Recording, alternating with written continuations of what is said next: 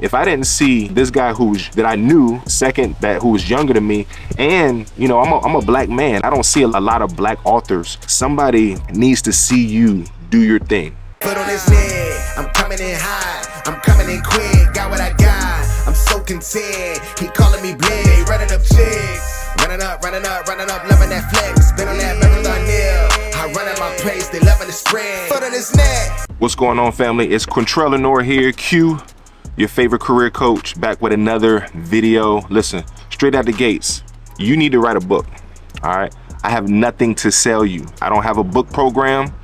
I am not trying to sell a book course, but the place I'm coming from is I think that us as professionals, the folks like ourselves that work 9 to 5s, we've been in the workforce for a while, we have a skill set, we have work experience and a story. People need your story. People need your expertise. In one of my videos, I talked about the need for folks to start a coaching business. An example I talked about was if you were a teacher, right, and you've been a teacher for 5-10 years, and you know, you have this skill set for working with difficult parents, you know, maybe school politics, working with managing a classroom. And if there's a up-and-coming teacher, you know, a new graduate, you know, maybe a first-year teacher, they need your experience. They need your help, right? So that's a reason to start a coaching business. That's also a reason to start a book. So I just want to really emphasize that, like, you have a tremendous story. Thanks a ton for checking out this video. But listen, most of you all that are watching my videos are not actually subscribed to my channel. I need your help. Hit the subscribe button. Go ahead and like the content, engage with me, write a comment. It's gonna help me to grow this channel. And more importantly, it's gonna help me to help others align purpose in their dreams, callings, and careers. Subscribe to the channel, fam. Let's do it.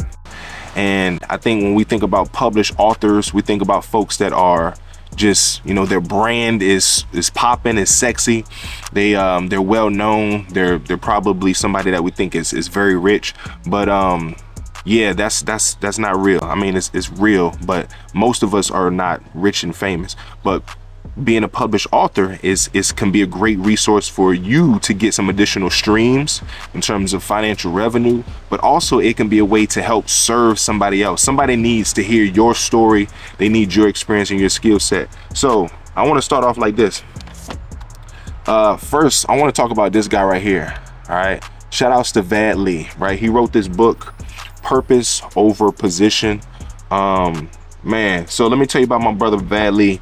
So I was his academic advisor when he played ball at JMU. So, you know, this guy was a 2-time All-American. He helped kind of bring James Madison just back onto the map. Like, College Game Day came to the school. So you had Kirk Herbstreit and, you know, Corso, all those guys that we see on ESPN, they came to JMU. And that was really because Vad helped bring prominence back to the school. So he was that man, for lack of better words. The cool thing about Vad is, like, he's an old soul. He's very humble. He's a man of God. So even though he was getting a lot of this public attention, it never went to his head. So as his academic advisor, I kind of like looked up to him in a lot of ways of like, dude, how are you so humble and you kind of got it going on, right? Long story short, Vad got injured on homecoming game, the same game that College Game Day was on campus. He got injured, right? And that's the end of his football career, or NFL, or his college football career. Dude, in my opinion, my humble opinion, would have been drafted that year. He probably would have been a mid-round selection in the NFL draft. No cap, right? You can do your little research. Vad Lee, he was that guy. He was really good. So if you can imagine this, think about this. I'm gonna get some context. You are gonna get drafted in the NFL, right? You are well known for your skill set, but it's abruptly taken from you. How would you feel? You probably would spiral into depression. So that was the hinge moment for Vad, right? And so he wrote this book called Purpose Over Position, which really, I guess I would say that was probably the hinge moment for like the why behind the book. But he's really emphasizing and telling the story of like, no matter what you do in life, if you are a janitor, if you are a mother, if you are a CEO executive, like there's purpose in that position. There's purpose no matter what position you are in life, right? So the point I want to make with Vad's story, if he didn't write that book, right? And he's younger than me. If I didn't see, you know, this guy that I knew, right, second, who was younger than me, and you know, I'm a black man. I don't see a lot of black authors just that I know of, right? If he didn't write that book, I wouldn't have wrote my book, right? So the point that I really want to make here is like somebody needs to see you do your thing, right? People are dependent on each other. Like our lives are open books, our stories, right? And so this is the reason why I feel strongly that you need to write your book, because not only is it going to help you financially, it could help you with your own professional career and your overall brand, but probably more importantly, it's going to help somebody else, right? Because they need to hear the inspiration, the encouragement, and maybe like the actual skill and experience that you have to offer from your story, right?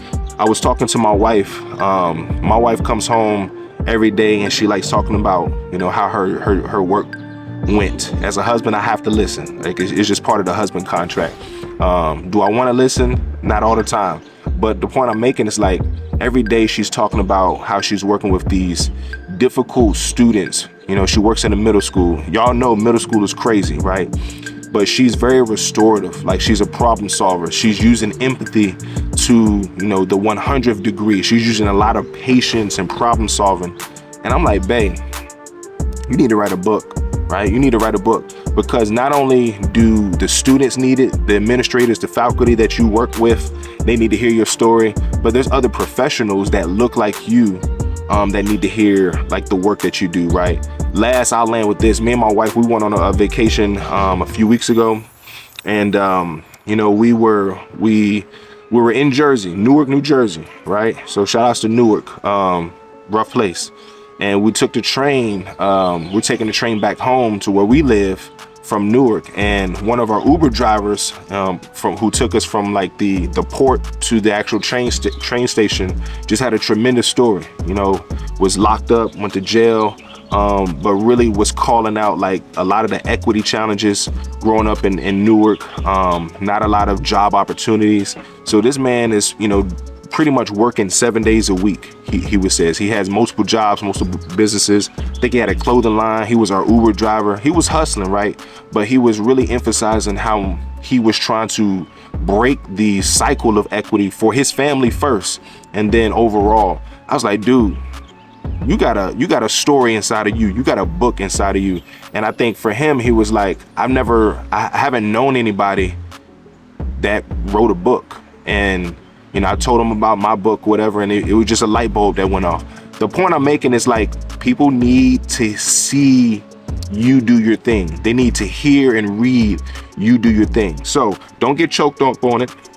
All right. This right here, it did not take a long time to write purpose-driven work. For those of us that are, you know, stuck up on maybe like the writing process, you know, what am I actually going to talk about? It's okay. It's not gonna take a long time. It's not complicated. This book has a lot of mistakes in it. Like if you were to read my book, you're gonna say like he is not a you know, an academic mind.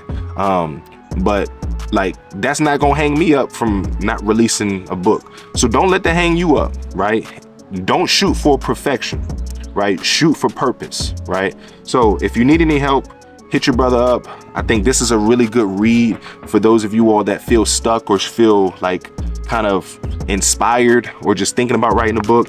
This joint right here, Purpose Over Position by Van Lee, is a good read. I'm gonna show you one more. Like I played ball with this guy, and you know, Eugene Holloman, he was an All-American when he played ball at JMU. You know, I've been surrounded by some really dope people, and he wrote this book called The Athlete Student. So shout outs to Eugene Holloman. So you can do it. If you are thinking about writing a book, write the book. Don't overcomplicate the process. Somebody needs it and you need it. It's gonna be very cathartic. It's gonna be freeing when you actually process this thing that's in the depths of your heart. Go write that book, fam. I probably bet that most of you all don't know that I am a rapper. One of the best ways that we can have a positive influence on somebody's dreams, their calling in their career, is through our communication, which is why I rap. you should check out my album PDL Work, which is produced exclusively by Dilly Got It Bumpin'. You can check it out everywhere where music is streaming. It's full of bangers and bars. Check it out. Me and my rest, hustle culture been feeding me stress, family neglected. My purpose don't come from the work, it give me a check, but that ain't my worth. Foot on his neck, I'm coming in high, I'm coming in quick, got what I got, I'm so content. He calling me big, running up chicks. Running up, loving that flex. Been on that marathon nail. I run at my pace, they loving the spread. Foot on his neck.